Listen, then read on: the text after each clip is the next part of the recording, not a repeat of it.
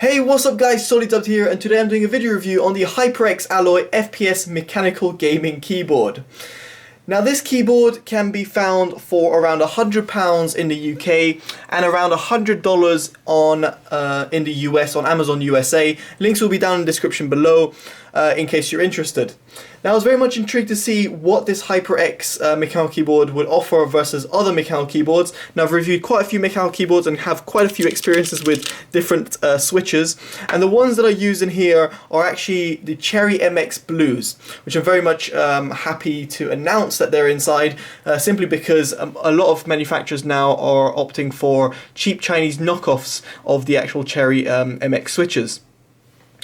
So first of all, what do you get in the box? Well, you can see the keyboard itself right in front of you, but you've also got a mini USB connection over here. So it's not the micro USB, but mini USB connection with a braided cable with two USB ends at the end.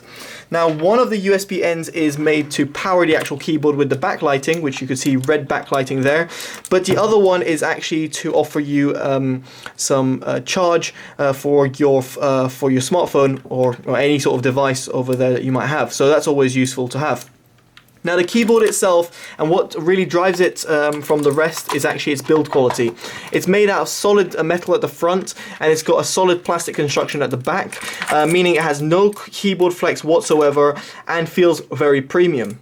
Now underneath you'll have some keyboard risers and some rubber grips in order to prevent it from sliding around. I also like the small little touch of having rubber grips on the edge of the keyboard risers. That is also a nice little touch which I like from certain manufacturers.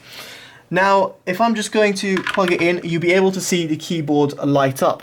Now, with the keyboard lit up, you can see it's fully in red, but you might be wondering, but does it come in different colors or anything like that? Well, unfortunately, no, it doesn't. All it does is it's in red, and that is what you are left with. However, on the plus side, you can customize that, and I'll get into that in just a second.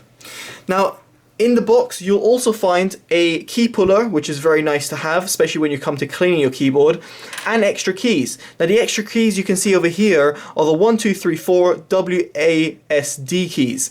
Now the WASD keys have a slight different textured feel to them. If I just bring the keyboard a little bit closer and hopefully my camera can focus and pick it up, you can see it's got a slightly different feel. So it's really made for FPS gamers in mind. Now when it came to typing, I felt that the WASD keys felt completely different and a little bit harder to press versus the other keys that were, well, they weren't customized like this. So do bear that in mind. If you're going to be typing a lot, you might prefer to actually use the stock keys, whereas for me, if I'm going to be FPS gaming a lot, then I would just use WASD keys like this, because it just has a nice sort of textured feel to it, grips it. Even with me with sweaty palms, I feel that I was gripping the keyboard a little bit better. It sounds so trivial, but trust me, it does make a difference for some. So anyway, apart from the extra mechanical keys, you also get this really nice sleeve, which is good for carrying around. Now I don't know many people that carry around a keyboard, but regardless, it's really nice that HyperX have included this, because you can take it to LAN parties or whatnot, and especially the fact that it's got the removable cable means that it's actually very easy to take around with you. Now obviously you would need a mini USB connector somewhere else, for example, or you can just take the cable that's in the back of your PC. Now let's get into the features of the actual keyboard itself. So first of all, you've got the FN key with these F keys at the top. So you've got previous, play, pause, next, mute, volume down, volume up, and the Windows lock key, which is game mode. So these features are very easy to access. You just press FN and press one of those buttons, and it will work flawlessly. Now other than that, you've got the backlighting, which you can customize, and I'm going to walk you through it. So your first option is just solid red. The following option is a breathing pulsating mode, and I should also say FN plus with the up and down keys adjust the backlight, so you can actually turn it off completely or turn it up to max brightness, and then the left and right ones determine the mode. If I go one more, you'll be able to see it goes off, but now if I just type, you'll be able to see that the keys get illuminated as I type on them, and then they slowly fade out.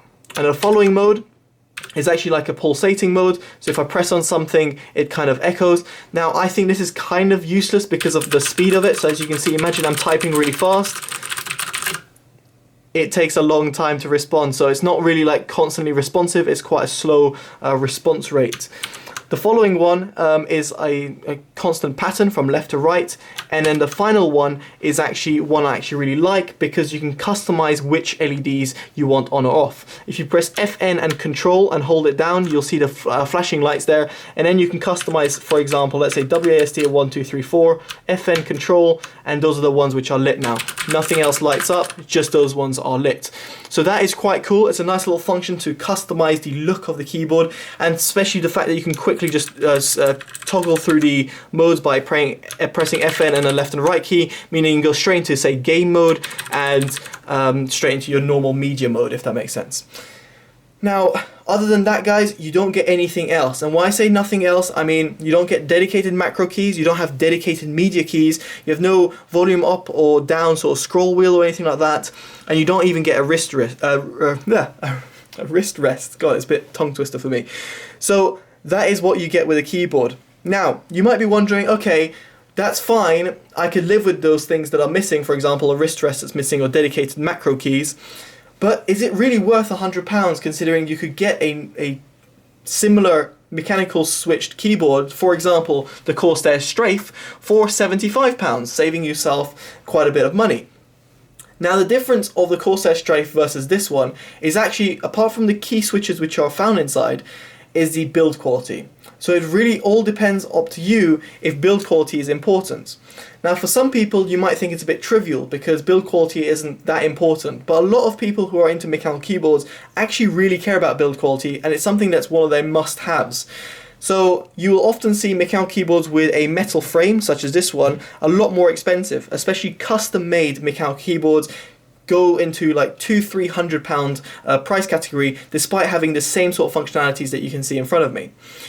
So it all depends on how you rate the build quality and how important it is to you. Personally, for me, I wouldn't really care if this is a metal build or plastic build. I personally type on a custom Logitech G710 Plus, which I'll show you in a little bit, and that feels perfectly fine to me. However, some people might be heavy typers, and when it comes to typing, on a plastic one, they'll feel that there's a little bit of a spring back. Whereas with this, no matter how hard you press, and no how hard you rage, that keyboard is not going to flex or have any sort of problems when you're typing or bashing really hard. So it is really trivial, but actually you'll be surprised that some people will see that as a big deal, and if they're going to be spending £75, why not spend the extra £25 and go ahead and get a fully metal built, well, not fully, but a front metal piece, a HyperX.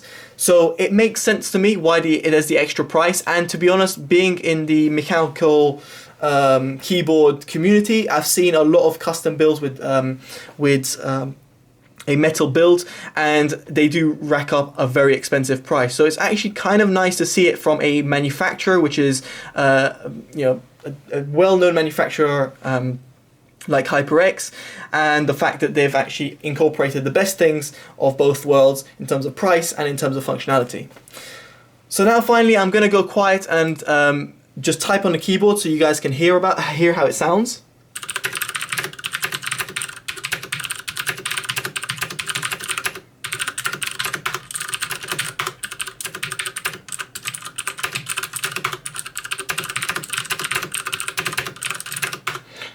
As you can hear, it sounds quite nice to type on. The keys are very light, if that makes sense, and well, they're just made of normal plastic, so there's nothing too special there to note.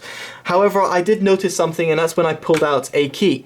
Now, what I noticed is the stem. Now, the stem is obviously a standard Cherry MX stem, but I'm very much accustomed to this sort of build quality from a keycap. It's quite light, and it very much reminds me of my Logitech G710 Plus. Now, I'm not saying the HyperX is like the G710 Plus, but the keycaps very much remind me of the deterioration after 1 or 2 years of using the G710 Plus on a daily basis had on my keycaps, to the point that I had to replace all my keycaps because they were completely falling apart from their stem. So do bear that in mind. The keycaps themselves aren't anything special. They're very light. They've got a slight extra weight over the G710 Plus or similar keyboards, but you should be aware of that. And another thing which is kind of small but also something that I observed is the top keys. All the top row keys over here, you will notice, it might be kind of hard on video, but essentially let's say 1 to 0 keys are not as well lit as the normal keys, and that comes from the placement of the actual key engraving. Over here, the bracket parentheses, or the bracket should I say, are better lit than the 9 and 0 right under them. As I said, it might be very hard for you guys to tell, but hopefully like that you'll be able to tell a little bit better. It's just a little bit better lit. It's such a small thing, but it's something that caught my eye straight away, and that is just generally because of how the Cherry MX switch is built. Anyway guys, hopefully you've enjoyed this review. Make sure you give it a like, comment and subscribe. Take care, bye bye.